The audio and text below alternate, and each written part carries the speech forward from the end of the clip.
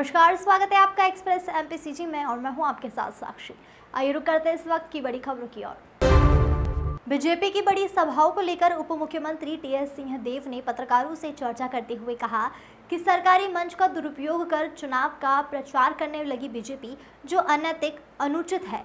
वे लोगों के बीच आए, उन्हें पूरी स्वतंत्रता है, वे अपनी बात रखें। और साथ ही में जीएसटी की बैठक को लेकर आज उन्होंने कहा कि जीएसटी की बैठक ली जा रही है, जिसमें जून में जीएसटी की एक तिमाही पूरी कर ली गई है। दिल्ली में होने वाली जीएसटी काउंसिल की बैठक में रायशुमारी पर चर्चा होगी। यूसीसी मामले को लेकर टीएस सिंहदेव ने कहा कि कोई नई चीज़ नहीं है। देश में इस तरह का कानून लाना है तो सबको साथ लेकर विचार कर आगे बढ़ना चाहिए।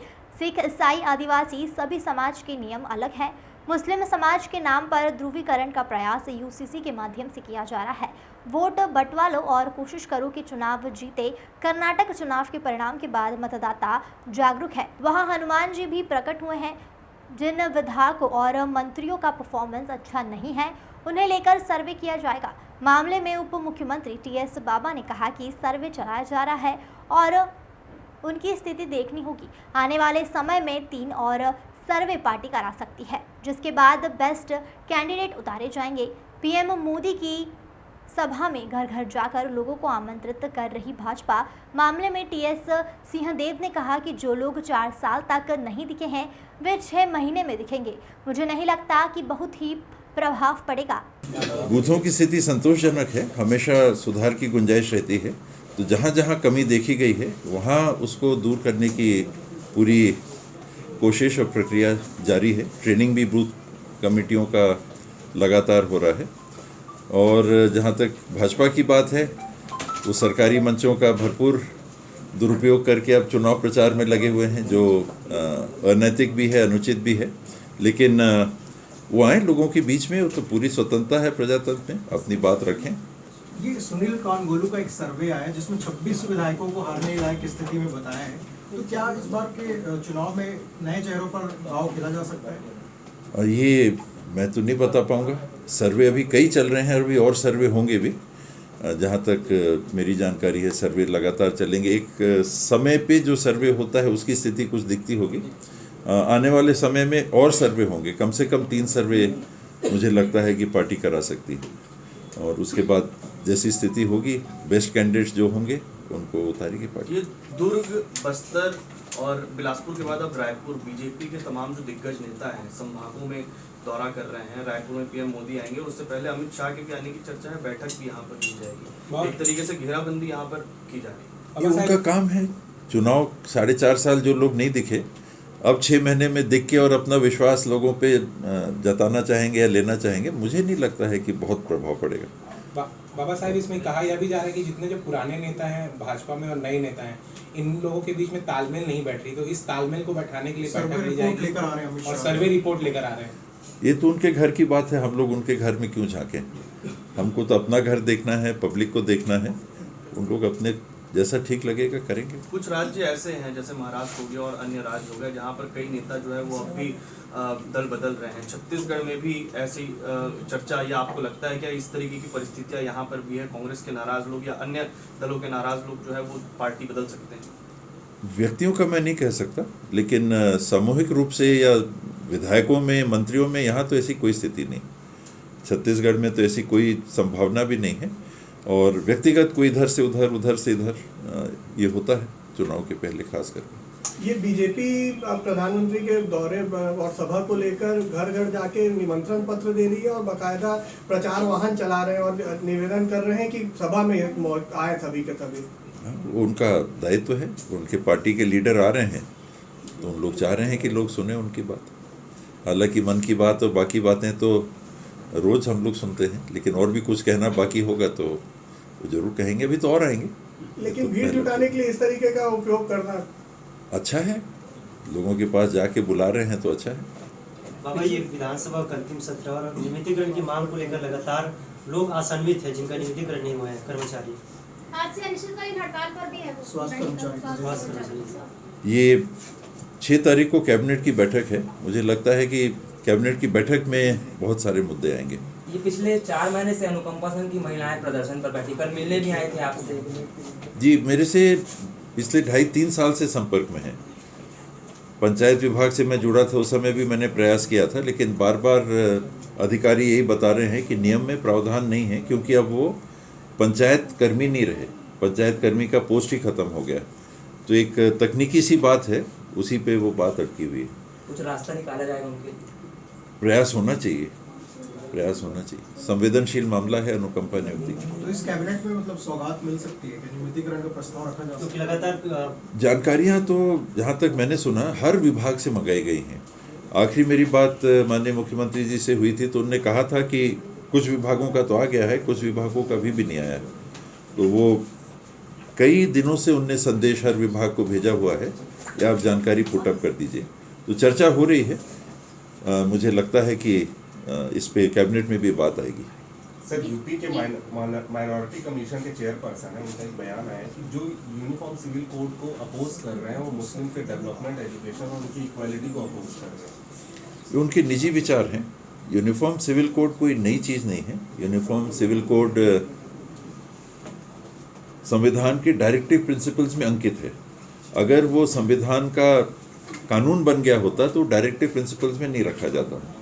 एक सोच, एक विचार लोगों के सामने उस समय संविधान में डायरेक्टिव प्रिंसिपल्स में आया कि इस दिशा में हमको पहल करनी चाहिए। कुछ दिन पहले एक प्रमुख मीडिया चैनल में मैं कपिल सिब्बल जी के इंटरव्यू को देख रहा था।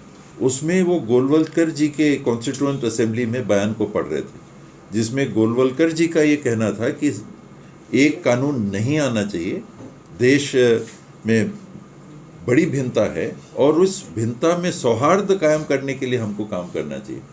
तो स्वयं गोलवलकर जी के कहे हुए कॉन्स्टिट्यूएंट असेंबली के शब्दों को कपिल सिब्बल जी पढ़ के मीडिया चैनल में इंटरव्यू में अपनी बता रहे थे। तो ऐसी स्थितियां हैं, कहीं कोई कुछ बोल रहा है, कहीं कोई कुछ बोल रहा है, लेकिन इस देश में जो कुछ आपको इस प्रकार का कानून लाना है तो सबको साथ लेके, सबके विचार करके तभी आगे बढ़ना चाहिए। इसमें सिख समाज के अलग कुछ नियम कानून परंपराएं हो सकती हैं, ईसाई समाज की अलग हो सकती हैं, आदिवासी समाज की अलग हो सकती हैं, और हैं मुस्लिम समाज के नाम पे ध्रुवीकरण करने का एक और यूसीसी के माध्यम से प्रयास किया जा रहा है, एक व्यापक प्रयास किया जा रहा है कि फिर से वोट बंटवा लो, हिंदू मुस्लिम की बात करो कि देखो वो राजी नहीं हो रहे, ये फोकस लाओ हिंदू मुस्लिम, और फिर कोशिश करो कि हम चुनाव जीत सके। पर मुझे लगता है कि कर्नाटक के चुनाव के परिणाम के बाद कि हर ऐसे प्रयास के बाद अब जागरूक मतदाता दूसरी बातों को ध्यान में रख के अपना मत देगा। इन भावनात्मक बातों में वो नहीं आएगा। वहाँ हनुमान जी भी प्रकट हुए, वहाँ केरल लेटर्स भी आए, वहाँ हिजाब की भी बात हुई, मुस्लिम रिजर्वेशन को ख़त्म करने की भी बात हुई। एक व्यापक पोलराइजेशन का प्रयास कर्नाटक में किया गया था। अंततः मतदाताओं ने एक स्पष्ट मत दिया। और यहाँ भी मुझे लगता है कि यूसीसी एक तो राज्य के चुनाव का कोई मुद्दा नहीं है, लोकसभा के चुनाव आते तक भी लोग समझ जाएंगे कि बाकी बातें ख़त्म होने के बाद अब सर्जिकल स्ट्राइक नहीं है, अब पुलवामा नहीं है, अब 370 नहीं है, अब राम मंदिर नहीं है, अब क्या? तो एक नया शगुफा यूसीसी के नाम पे लोगों को विभाजित करके भावनात्मक रूप से और वोट लेने का प्रयास। ये आम आदमी पार्टी लगातार जो है 90 की 90 सीट जीतने की यहाँ पर बात करेगी, छत्तीसगढ़ में 90 की 90 सीटों में हम लोग चुनाव लड़ेंगे, लेकिन ये भी कहा जा रहा है कि पंजाब में जिस तरह से किसानों का जो धान खरीदी होता है उस तरह की धान खरीदी छत्तीसगढ़ में भी कराई जाएगी।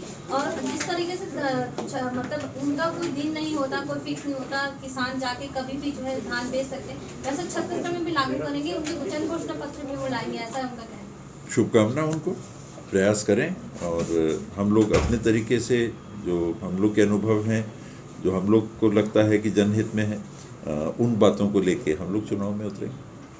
मतलब जैसे वो कह रहे हैं कि 90 की 90 विधानसभा सीटों पे लड़ाई लड़ेंगे, तो वो जरूर लड़ें, सबके लिए खुला है, फील्ड ओपन है। ठीक है। Thank you. वो स्वास्थ्य कमीशन वाला जो है यह योजना वाला वो 26 को जा चुका है। हाँ, और ये वो वाला उनको याद दिलाना है। तो ये मैं सीए साहब से बात किया था तो बोले कि उनके पास रखा हुआ है। मैंने उनको ये चले कहा जाऊंगा ना, चाहे जिस नाम से करें, वो तो आपकी वो नाम से अपन ने तो ये कहा था कि आप कर दो, आप कर सकते हो, मतलब आप घोषणा कर सकते हो, वो नहीं करना है।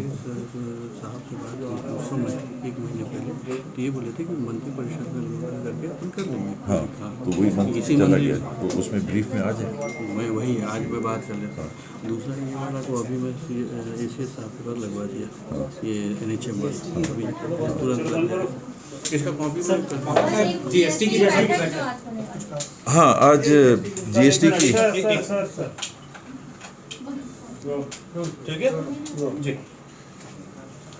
जीएसटी की विभागीय समीक्षा बैठक हम लोग आज ले रहे हैं।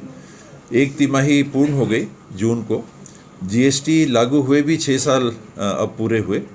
तो स्थिति क्या है, राज्य में स्थिति क्या है, आमदनी का जरिया जो राज्य के लिए प्रमुख जीएसटी के माध्यम से बना हुआ है, उसमें हम लोगों ने रियलाइजेशन कैसे की है, और उसके साथ में जो एडवोकेट्स हैं, सीए हैं, जो जीएसटी के मामलों को डील करते हैं, उनके साथ बैठक कर रहे हैं कि क्या स्थितियां हैं, कुछ बातें हों जिनको वो चाहें कि हम लोग जीएसटी काउंसिल में रखें। तो 11 तारीख को दिल्ली में जीएसटी काउंसिल की बैठक है, तो उनकी भी राय लेके कोई ऐसी बातें होंगी तो उनको रखेंगे। व्यवसायियों को भी हम लोगों ने बुलाया है कि आप लोग भी आएँ, क्या स्थिति है, आपको कोई परेशानी हो रही हो या कोई दिक्कत हो, हम लोग विभाग से किस तरह से पहल करके राज्य के लिए राजस्व अच्छे तरीके से हम लोग एकत्रित कर सकते हैं, सबके सहयोग से एकत्रित कर सकते हैं, उस पर चर्चा। और कोई बिंदु ऐसे हों जो वो भी जीएसटी काउंसिल में सोचते हैं कि चर्चा के लिए रखना चाहिए, तो उनसे भी राय करेंगे। तो तीनों चीज़ें हैं, एडवोकेट से, सीए से मिलना, व्यवसायियों से मिलना और विभाग की समीक्षा। ये महाराष्ट्र में अजित पवार को लेजिस्लेटर पार्टी का लीडर चुना गया, ये अपने अपने लीडर सब बन जा रहे हैं। मैंने तो एनसीपी को सुना था।